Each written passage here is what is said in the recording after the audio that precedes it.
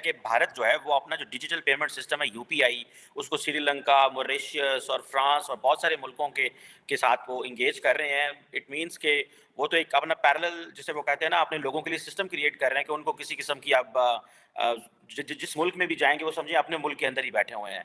मुझे विश्वास है कि भारतीय टूरिस्ट भी यूपीआई वाली डेस्टिनेशंस को प्रमुखता देंगे।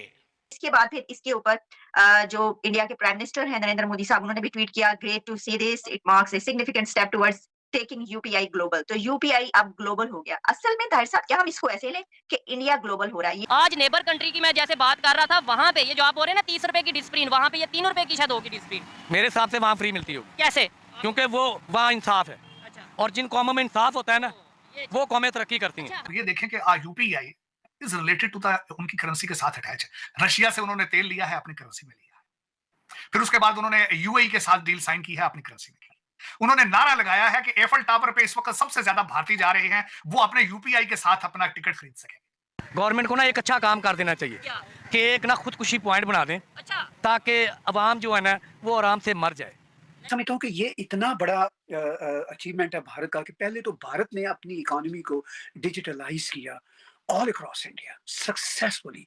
वहां भारत में एक सिस्टम नहीं, कई सिस्टम चल रहे हैं।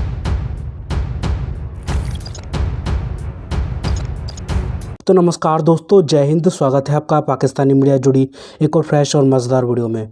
तो दोस्तों, यूपीआई पेमेंट सिस्टम भारत में डिजिटल ट्रांजैक्शन की क्रांति का प्रतीक बना है। इसके चलते ही दुनिया के कई देशों में इसे अपनाया जा रहा है। इसी के तहत श्रीलंका और मॉरिशस में भी पीएम मोदी ने यूपीआई सर्विस लॉन्च कर दी है। इसका सबसे पहला फ़ायदा श्रीलंका और मॉरिशस जाने वाले भारतीय पर्यटकों को मिलने वाला है। ख़ास बात यह है कि यूपीआई के साथ ही रुपए कार्ड की सर्विसेज भी इन दोनों ही देशों में लॉन्च होगी। इसे पीएम मोदी ने ऐतिहासिक कदम बताया है। दरअसल पीएम मोदी ने श्रीलंका के राष्ट्रपति रानिल विक्रमसिंघे और मॉरिशस के पीएम प्रविंद जगुनौथ की मौजूदगी में वीडियो कॉन्फ्रेंस के जरिए श्रीलंका और मॉरिशस में यूपीआई समेत रुपए सर्विस लॉन्च कर दी है। इस दौरान पीएम मोदी ने अपने संबोधन में कहा कि आज हिंद महासागर क्षेत्र में 3 मित्र देशों के लिए एक विशेष दिन है। आज हम अपने ऐतिहासिक संबंधों को आधुनिक डिजिटल तरीके से जोड़ रहे हैं। तो दोस्तों, देखते हैं इस विषय पर पाकिस्तानी मीडिया और क्या बोल रही है अपने डिबेट शोज में, उनका कैसा रिएक्शन है इस टॉपिक पर। तो दोस्तों, ज़्यादा समय बर्बाद ना करते हुए हम शुरू करते हैं इस वेरी इंटरेस्टिंग और मज़ेदार वीडियो को। आप जल्दी से हमारे यूट्यूब चैनल को सब्सक्राइब कर दीजिएगा। कि भारत जो है वो अपना जो डिजिटल पेमेंट सिस्टम है यूपीआई, उसको श्रीलंका, मॉरिशस और फ्रांस और बहुत सारे मुल्कों के साथ वो एंगेज कर रहे हैं। इट मीन्स कि वो तो एक अपना पैरेलल, जिसे वो कहते हैं ना, अपने लोगों के लिए सिस्टम क्रिएट कर रहे हैं कि उनको किसी किस्म की अब जिस मुल्क में भी जाएंगे वो समझिए अपने मुल्क के अंदर ही बैठे हुए हैं। लेकिन तार साहब, पाकिस्तान के अंदर ये जो इलेक्शंस वाली स्टोरी हमारी बनी है, ये बताएं कि हम इलेक्शन से पहले ठीक थे कि इलेक्शंस के बाद ठीक है? ये 2013 रिपीट हो रहा है। 2013 के बाद आपको याद है कि क्योस हुआ था, इमरान खान ने धरने शुरू कर दिए, जुलूस शुरू कर दिए। अभी भी वही सिचुएशन आ रही है। वो कह रहे हैं जी ये सारे जो रिजल्ट हैं वो गलत है, हमें ज्यादा वोट पड़े हैं, हम इंडिपेंडेंट हैं, हम हुकूमत बनाएंगे, सीटें उनकी 85-90 के करीब हैं, हुकूमत वो बनाना चाहते हैं मरकज में।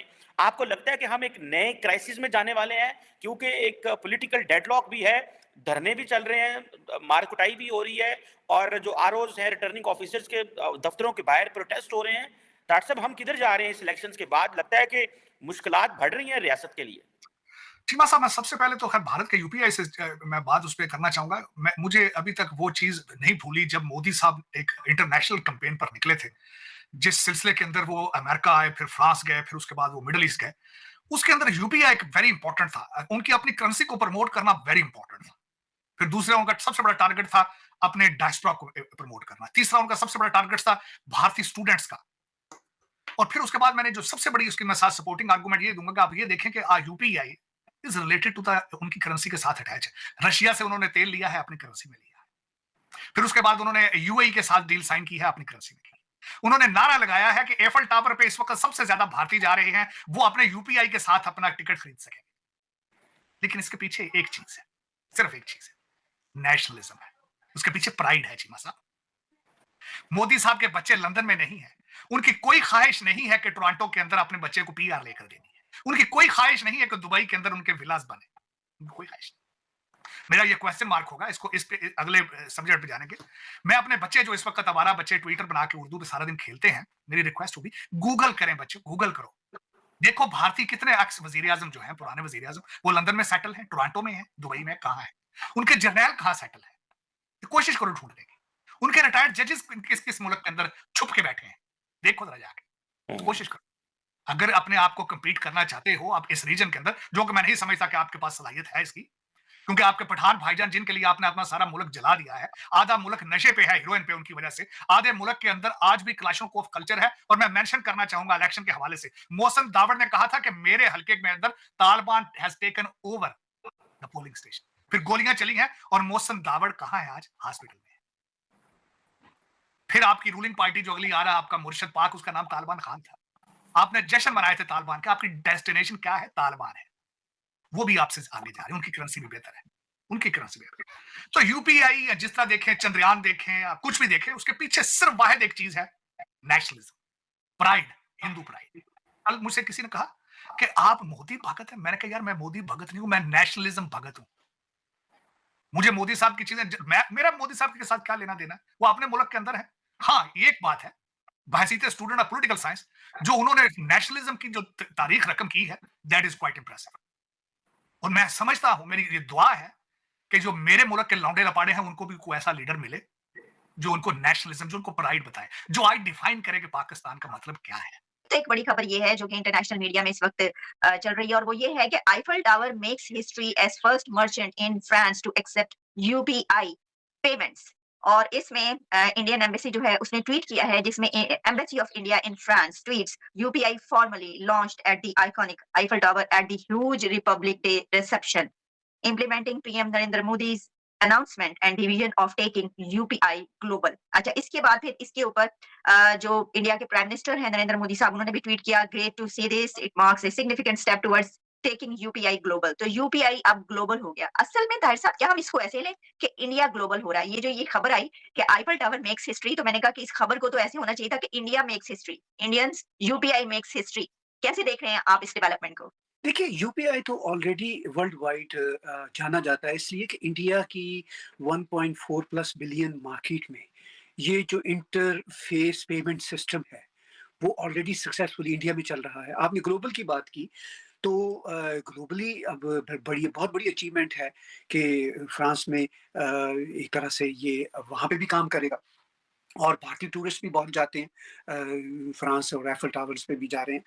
तो देखिए, ये सारा आर्टिफिशियल इंटेलिजेंस या वो जो एआई का काम है, इंटरनेशनल जो हो रहा है पूरे का पूरा, उसमें भारत का कंट्रीब्यूशन तो ऑलरेडी बहुत है ना, इंटरनेट में और इस आईटी टेक्नोलॉजी में बेतहाशा है। तो मेरे लिए कोई ये अचंभे की बात नहीं है, आप बहुत जल्द सुनेगी। मैं तो एंटिसिपेट करता हूँ कि अमेरिका में भी बहुत सारी जगहों पे आपको यूपीआई का हो जाएगा, क्योंकि जब मैं भारत जाता हूँ तो वहाँ पे मैं 10 रुपए की चाय भी खरीदता हूँ। तो मैं चूँकि वहाँ का रहने वाला नहीं हूँ, मैं तो कनाडा से जाता हूँ, तो मुझे बड़ा रश होता है, लोग अपना फ़ोन खोलते हैं और वो 10 रुपए की भी पेमेंट कर रहे हैं। तो मुझे वो बात कैश में देता हूँ, तो वो कहते हैं जी चेंज नहीं है हमारे पास, आपके पास नहीं है जो आप ही हमें पेमेंट कर सके।